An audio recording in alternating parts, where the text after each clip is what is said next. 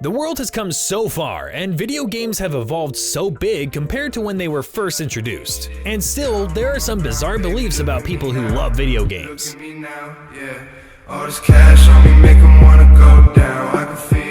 Welcome to Samurai Clips. Nowadays, the average gamer is a far cry from what people used to think gamers looked like. Today, I'm debunking some of the most common misconceptions about gamers so we can all come to a mutual understanding. Gamers are no different from non-gamers, and some of the stereotypes can be extremely harmful when misused. So whether you're a gamer or not, watch till the end to never fall into the trap of stereotypes. Number 10, video games make people violent. This one is highly harmful to gamers and the gaming industry in general. How many times have you heard in the news that some crime happened because the criminal was a hardcore gamer? Social credit deducted. Nah, video games do not make people more violent in real life. Violent video games are no different from horror movies. Multiple peer-reviewed studies prove that playing violent video games has little to no bearing on someone being violent in real life.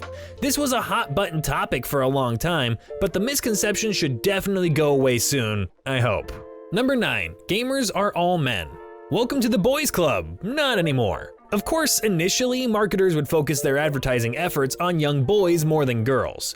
This, combined with early video games having many more male characters than female ones, made the hobby of video games seem like it was only for men. Nowadays, you can find all genders in the whole gaming community. While the demographics of those who play still lean more towards males, the scale has evened out over the years. Number 8, gamers take video games extremely seriously. We gamers sit in dark rooms staring at a screen for hours, not caring about anything around us. It's not so true. In reality, only a few people take games so seriously. For the most part, gamers play video games in smaller sessions, and the number of casual gamers has skyrocketed in recent years. And finally, we don't consider them the center of our existence. Number 7, gamers have no social life. Let's roll. Sometimes, after a long, tiring day, we just want to be alone. It happens to everyone. But that doesn't mean gamers lock themselves up and play in a dark room. Sometimes we lock ourselves up in a dark room and play with other people online. The myth that gamers are antisocial is an old mindset. If you look around Twitch or YouTube, you can see that tons of gamers can hold a meaningful conversation with one or thousands of people. Thanks to the internet, gamers can queue up with people worldwide from the safety of their homes. Maybe that quiet kid in class is a team leader in Genshin Impact, you never know. Many people rely heavily on the internet to connect in the post-pandemic world, something we gamers have been accustomed to for quite some time. So the myth about gamers having no social life is a complete bust. Number 6, all gamers are techie.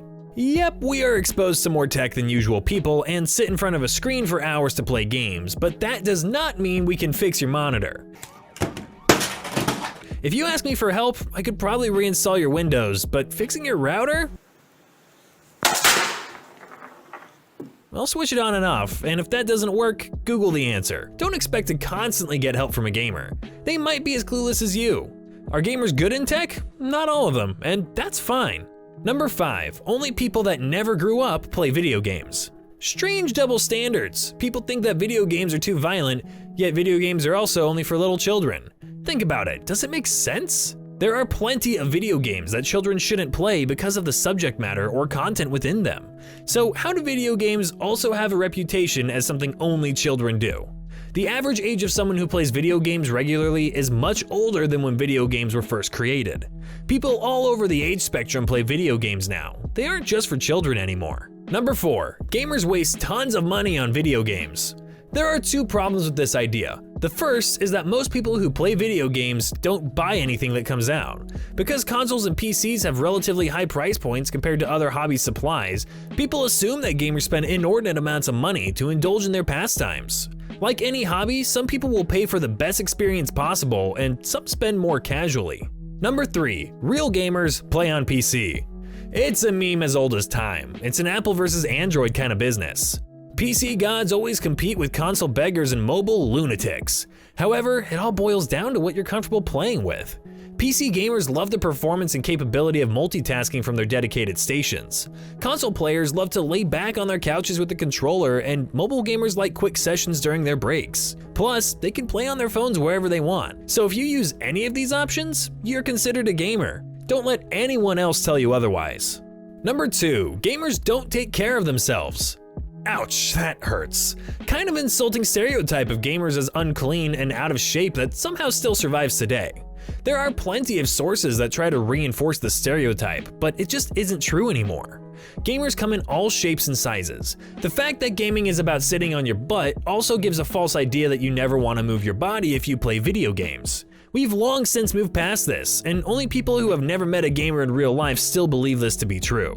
Number 1, games make the mind rot. Spending hours in front of a screen is not healthy, sure, but too much time spent on anything is bad. Human beings need a balance of things in their lifestyle. A healthy cycle of social interaction, food consumption, education, and free time keeps us healthy, but is playing games ultimately harmful? Playing games improves memory and enhances spatial visualization and perception, which means gamers better grasp judging distances, have faster reflexes, and know details.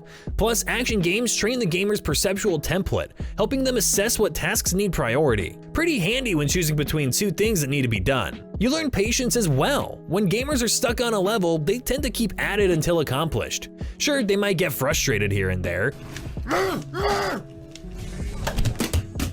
but their persistence in completing the task is beneficial when applied outside of gaming. Moreover, it promotes the player's curiosity. Games allow the players to encounter different forms of culture or an entire universe. Usually, the unknown is terrifying in real life, especially if it might mean pain or fear. Games allow the player to investigate the mystery safely.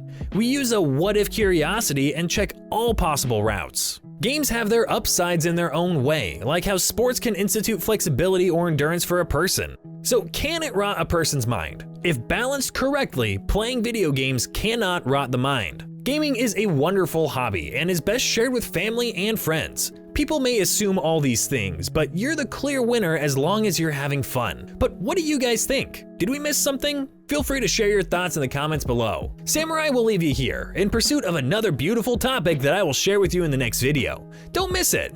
If you liked the video, please hit the like button and join Samurai Clips by subscribing. Stay healthy and keep gaming. See you next time.